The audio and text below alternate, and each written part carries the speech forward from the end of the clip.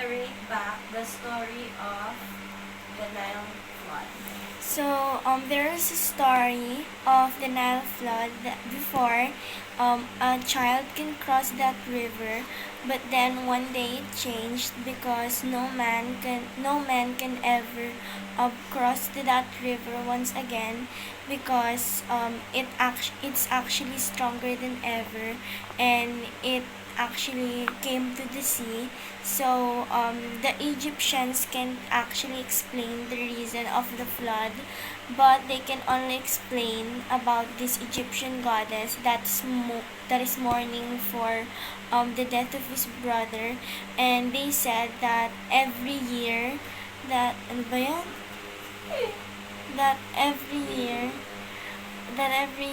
that Egyptian goddess will cry every July, and then his tears would flow all over the earth.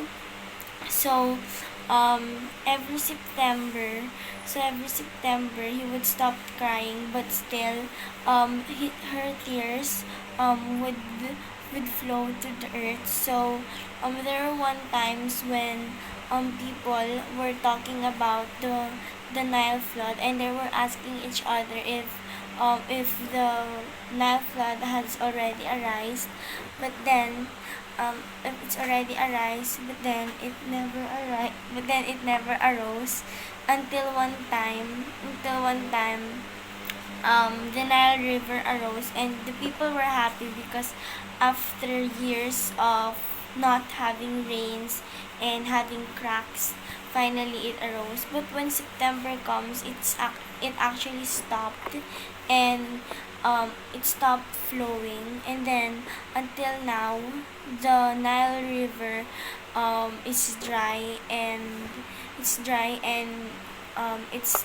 still dry, and nobody can actually say what's the reason of the Nile flood.